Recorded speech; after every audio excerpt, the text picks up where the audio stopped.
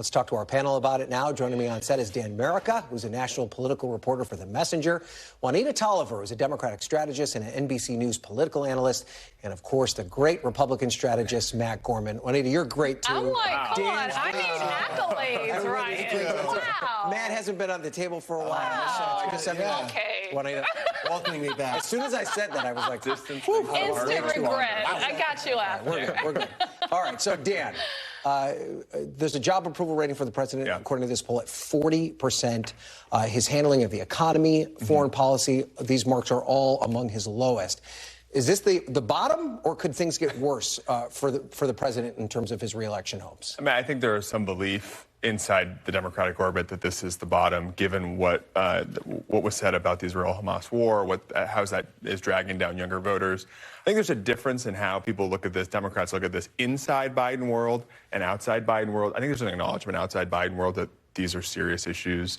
It could impact Democrats who are running for offices, not only for Senate and House, but down ballot races as well. If this is a drag on Democrats broadly, there's a sense inside Biden world that this is a snapshot in time. This will change. There's a belief that foreign policy will not be the thing that decides this election, that it will be issues more close to home, abortion, guns, the economy, et cetera. And there are, Biden world thinks that they can win on those. On this Thanksgiving week, I think there are two things that Biden's thankful for. It's Trump. He's glad he's running against Trump, and time, that we're about 11 months 100%. Out. 100%. Yeah, we're 11 months out. So those are the things that he is thankful for. That's a risk, though, for them just to assume that foreign policy is not going to dominate 100%. This election, given the situation in the world. And Juanita, it wasn't too long ago that Joe Biden was picked to join Barack Obama's ticket because of his foreign policy credentials. Are you surprised that this has become a drag for him? Not on this specific issue, because we've seen that generational divide with young people, millennials and Gen Z, really breaking apart from older individuals and voters in this country. So I'm not surprised by that number. What I was surprised by, and happy that John beat it back, was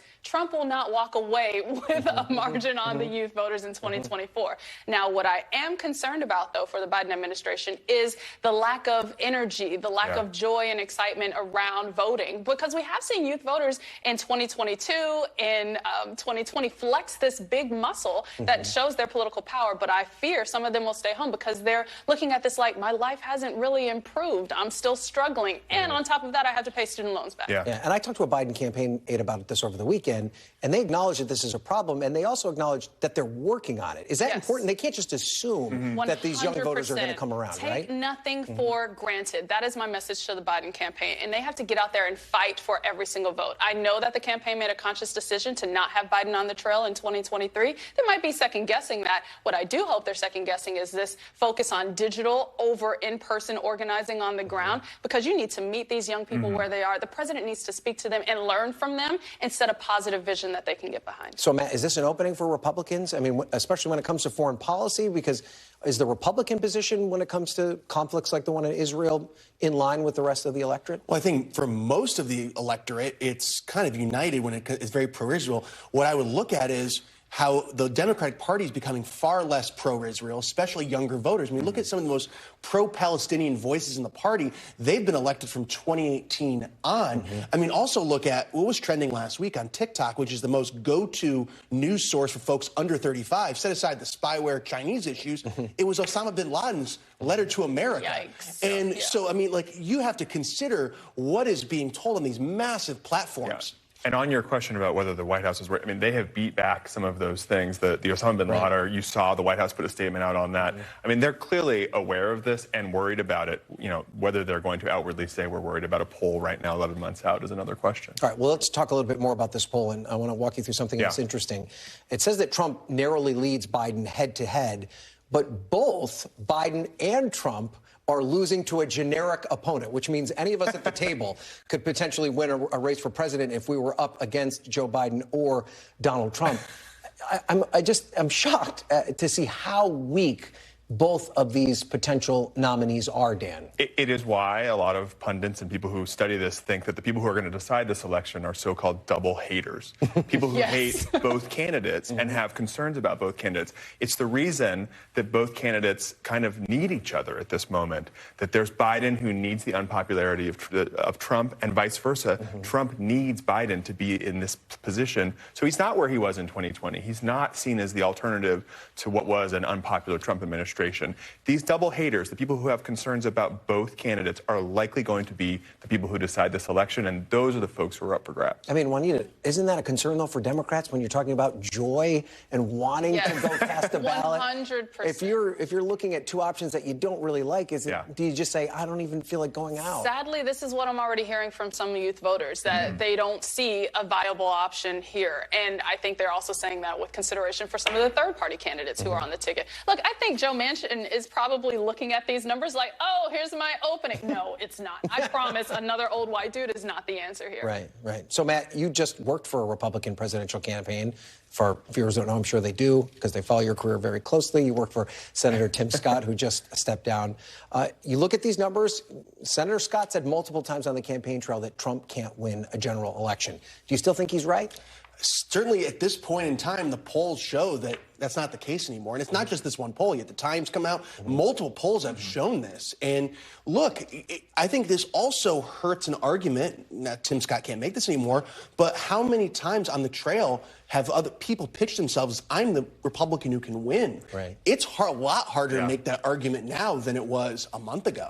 A lot harder. And so I think when you look at this, you know, maybe this changes in 6 months, maybe it gets worse, maybe it gets better. But right now, it's a lot harder to say that than it was a month ago. But let me challenge you on that, Matt. So you make the argument it's 50-50, but what if it's Nikki Haley? Would the numbers be different? I mean, she might be able to make the argument, I've got a better chance. I mean, you could say it was a generic Republican. I mean, she would be up in a large margin. And also, if she's in the ballot, or even DeSantis, you're talking about bigger gains in the Senate, keeping the House. It is a different scenario if anyone else in the ballot as opposed to Trump. All right. So, Juanita, the president joked about his 81st birthday, which is, of course, today. I want to play a clip of how he joked about it. I just want you to know it's difficult turning 60. Difficult.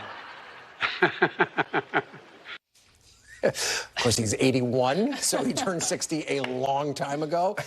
Is this the way to handle this? To just kind of joke and lean into the fact that you're old, but understanding that that's a concern voters have? If he repeats it, right, the more people hear it, the more people can see the juxtaposition of him showing a degree of strength on the campaign trail compared to Trump, who we see week after week rambling at different microphones across the country, then it will help. But again, it's not the only move. Where's that positive vision, Mr. 81-year-old president? Like, how are you going to excite people again post-2024? I want to show you one other thing from our poll, and it's the net favorable entities that we polled beyond just Donald Trump and Joe Biden. Look at this. Taylor Swift had a naturally plus 24%.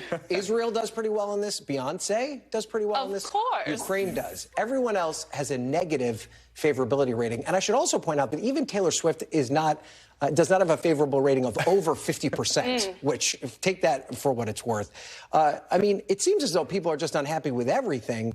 You know, if you're running in an environment like this, Dan, how do you turn people's opinion around? I think the lesson I take from that is that Taylor Swift and Beyonce should be the presidential ticket next year. I'm not going to weigh in on who should be president, vice president. I'm going to get into that. But it's hard. I mean, when there's a lot of negativity out there, that does not suit an incumbent. People want to be happy. People want to be confident in their lives. And when there's that level of negativity, it's a difficult environment for an incumbent to run in, and it's a different environment for Democrats to run in general, because they're not the party of change like they were in 2020. In 2020, they were going to be the change from Donald Trump. This is a totally different election for them, and that is something that the Biden campaign is going to have to answer for the next 11 months. So maybe she can't get on the ballot, but Taylor Swift, a potential late entry write-in campaign. I've got a blank space. At least campaign surrogate. I like the pun. I caught that. Okay, sorry. I'm very sorry. Dan, Juanita, Matt, thank you all for being here. I appreciate it. Thanks for watching. Stay updated about breaking news and top stories on the NBC News app, or follow us on social media.